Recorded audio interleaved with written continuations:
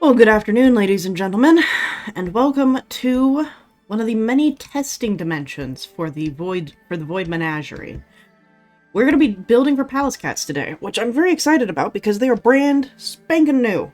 I am recording this the day that they came out, so I'm really excited to get building for them. So we have this blank canvas out here in our test dimension.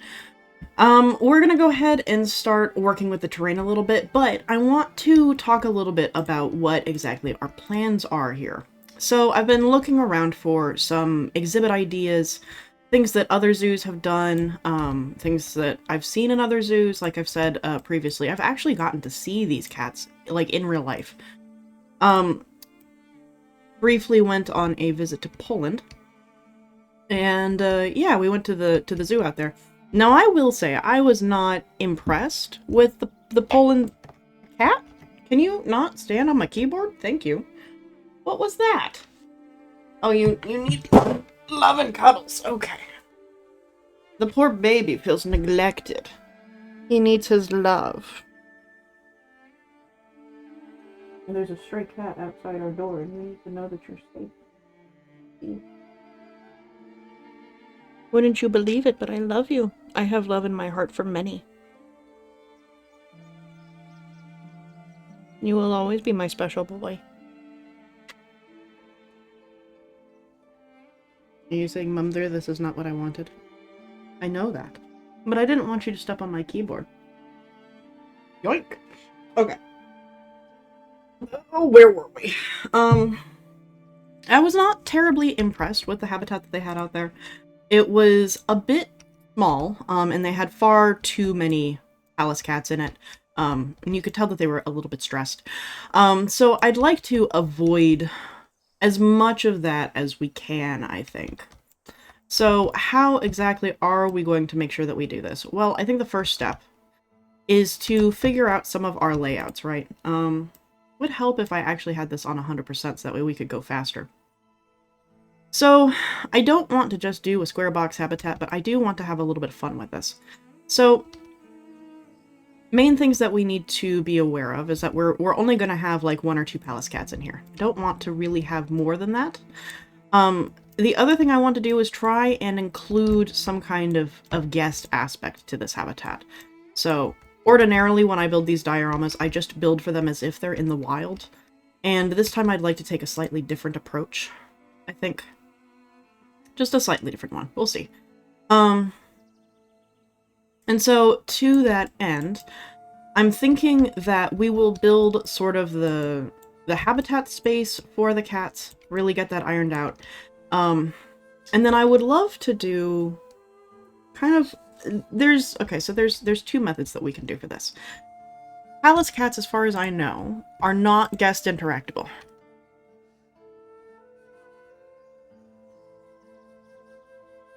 Yeah, guests will run away from them, which is silly because they're tiny. They're not gonna do anything to you. Like, they might scratch, but like, whoop-de-doo, so does your house cat, whatever. The guests' interactions in this game just amuse me to no end. But I think it would be cool to do a reverse netted zoo. Or reverse netted habitat, I should say. So what does that mean? It means that we're going to put down some pathing. Thank you, brain. Yeah, we don't need a grid yet. Something like that. Alright, lead that out into the wild. Let's widen this significantly. Yeah, something like that.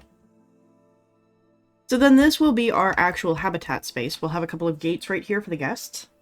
And then we're going to net this over. And then that way we can build around them in order to really, like, accentuate the habitat. So I think that'll be at least something. It'll be interesting. So that's the goal. I'm going to go ahead and get the basics worked out for this. And then I will see you in just a minute.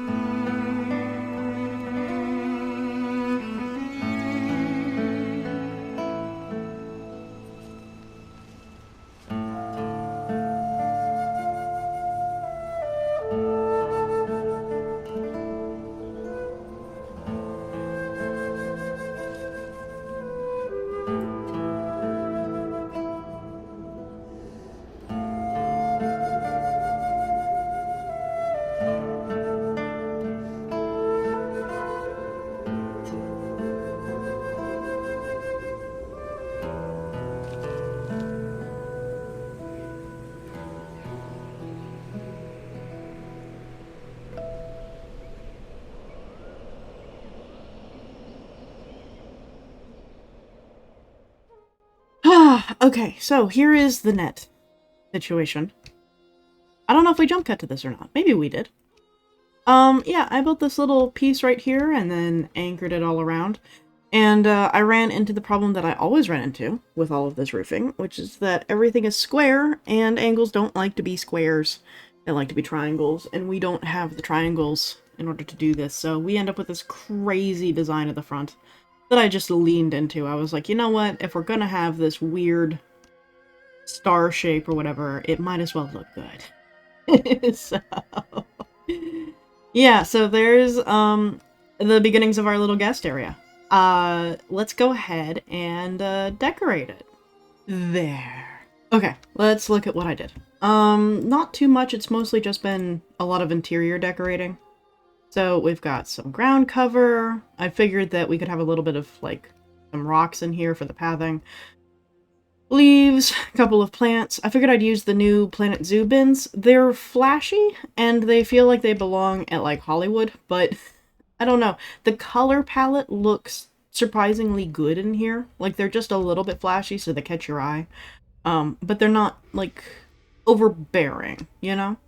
Added a couple of benches, recolored these Tasmanian devil statues since we don't actually have a statue for the Pallas cat. These actually looked like pretty close. Not terribly close, very stylized, but you know, with a little bit of recoloring just to highlight the different like colors that you might see, it's passable, you know? Added in some of these little flowers, the Budaleas that look so much like lilacs. And then a little bit of climbing foliage just to add some verticality to what is otherwise kind of a static net structure. So I think it is an improvement. So, of course, the next thing that we need to do, I did blueprint this so I can just go ahead and boop. We need to deal with this, and then we need to get the cats in so that way we can start calculating their traversability. I'm hoping with the way that this is set up that they'll actually be able to climb around this net, like climb over it and hop onto the roof and stuff. That's part of the goal. Not sure that it'll happen. We'll find out, I guess.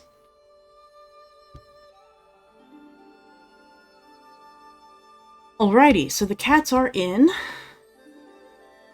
Ladies and gentlemen, meet Oddball, our female. And there you are. Jochi? Or possibly Yochi? Not really sure. He is going to be our male.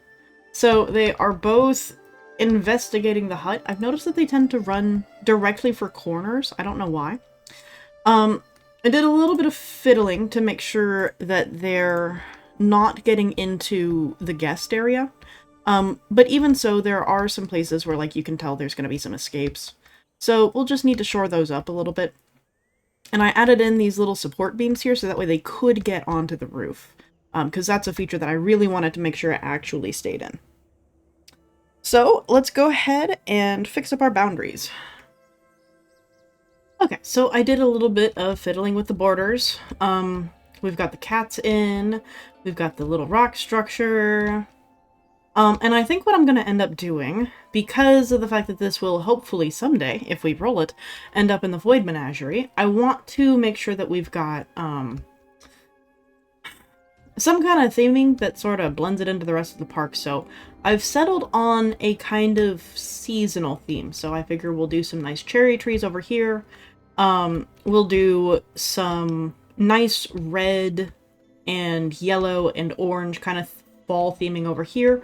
And then we'll do kind of a winter theme area over here. And then we'll use this as sort of a melding point. Because we've got a little bit of all the different aspects already sort of splashed into this part. So we'll see how it looks. Maybe I'll decide to scrap all of it and just clean it up and do the one idea. I don't know. But let's look at the requirements of our cats real quick. So for terrain, I ended up turning on just their terrain and foliage needs and all that kind of stuff. So foliage I'm going to ultimately have to turn off because we've already breached the maximum. I would have to remove this from their navigable area, which means that we don't get them jumping up onto this, which would be a shame. So they've got a very low foliage tolerance. They like Asian plants for the tundra, taiga, and temperate, which gives us a really beautiful selection. Really, really nice. And then for the terrain, they like mostly rock and snow. Like, they'll tolerate any amount or no amount of it. They don't want sand at all. They want a decent bit of soil, they want a decent bit of short grass, and they really don't want long grass, so we're going to have to come through and probably mow this whole habitat. But I'm hoping between the rock and the snow we'll be able to narrow that down so that way the grassy areas that we do have kind of pop. So that's kind of the plan right now. Again, going to turn off that foliage requirement so that way we can really go ham. As far as space goes, I didn't turn it on, but if I go into their little roster thing, so we already talked about, they're virtually solitary. They'll tolerate a breeding pair, and the females will tolerate having one or two, but otherwise that's it. They don't seem to live terribly long, unfortunately. Seems like they go sterile at about 8 years. But they're mature at 1, so they're going to be an interesting one to breed for, I think. Life expectancy is about 9. But we'll see. Maybe some will live a little bit longer than that. Maybe you can get them up to 10 or 11. Yeah, and then as far as the amount of room that they need, they really only need about 245 square meters, and they don't have any other special requirements. So we are really free to kind of go all in on this habitat. And as long as they have navigable space, they're going to be happy. So that's really what we're looking at here. I'm going to go ahead and turn off the plant need. There we go. Yeah, so we're going to get started on all of that. And I'll see you in a minute.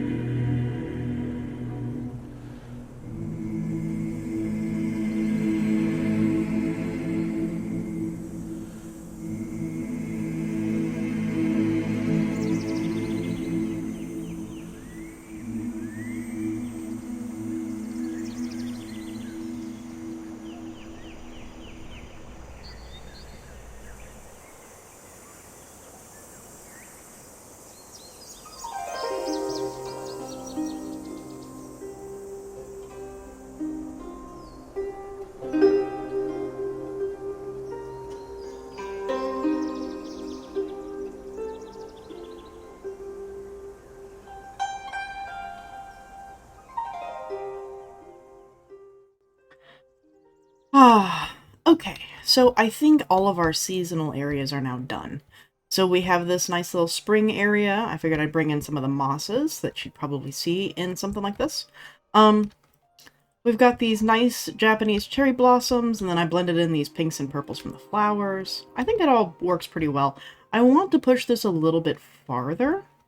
But I know this episode's running a little bit long, so I figure I'm going to give an overview of everything that we've got so far. Moving over to the fall section, we have this cute little waterfall. You're mostly just going to see it in diorama mode. You can't really see it from the guest hub, but I like knowing it's there. It's pretty cool. It's fun. It's got good vibes. I tried to blend in more greens and yellows so that way it's not just a wash with like red and orange. So I think it's got a nice feel to it. And then moving over into the winter area, which is a bit hard to blend in just because the snow doesn't like to blend in this game. It's frustrating. But we used a little bit of the saltwort in order to make these kind of grasses. Now, I don't remember if saltwort is traversable or not. Hopefully the hitbox is underneath far enough that this isn't an issue. But let's double check real quick.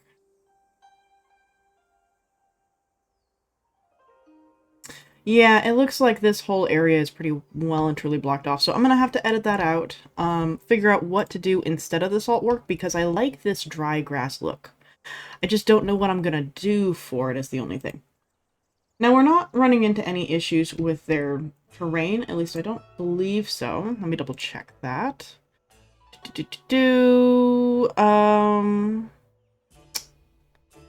Is it... Oh yeah, we've got tons and tons and tons of terrain. That's not an issue for them. So, thankfully there's that, but I would like them to be able to at least access this area. I'll work on that a little bit. What we might do is add a couple of fallen trees. It may also be... might be a combination of the saltwort and something else. So I'll do some tweaking. And then I will bring you back for the finished habitat walkthrough. Yeah. The rest of this is just going to be like rocks and pebbles and random bits of greenery and stuff like that. So all the details are best shown off, I think, when we're done. So anyway, when we're done, we will cut right now. And there we go. Okay, so just added a little bit more foliage around here. Wanted to use the guest area, sort of the quote-unquote summer section of this little map. So yeah, I think this just about wraps it up. So anyway, thank you guys very much for joining me. I figure we'll do a little bit of a walk around with the cats, who... there's one actually up on that pole. He's decided to go down backwards, apparently. Sure, little guy. Sure. But yeah, this has been a super fun habitat to build. I'm sure I will end up building for these guys pretty often. This will not be the only design I come up with. Not sure how many of them will end up on the channel, but I think that this is a pretty decent one. I wouldn't mind doing some that are incorporated into like an actual like reality-based zoo. But for being a part of, you know, the test facility for the Void Menagerie, I think this is gonna do pretty nicely if we ever end up rolling them. Yeah. So anyway, next week I will either be building another habitat for one of the Zookeeper pack animals, or we're gonna be back to Void Menagerie. I do have a special episode coming up pretty soon. We're going to be talking about all the different DLCs, but that one requires quite a bit of editing, and it's going to be a very long video, so that means that it's not going to be out for a while. But even so, you know, figured I'd give you guys the heads up that that is hopefully in the works. My little guy. They're just so precious. Oh my goodness. Yeah. And depending on how things end up going, there may or may not be a t-shirt. Possibly. Possibly there's a t-shirt. If there's not one now, there will be soon. It's a Pallas cat one. I felt like drawing them, and it was super cute to make. So anyway, if you guys are interested in that, I'm sure it'll either be linked down in the description or there'll be a community post about it. But yeah, so anyway, thank you so much for joining me. This has been fun, and I hope that you guys have enjoyed it as much as I've had fun building it. So, we'll see you next time. Stay safe, and happy building.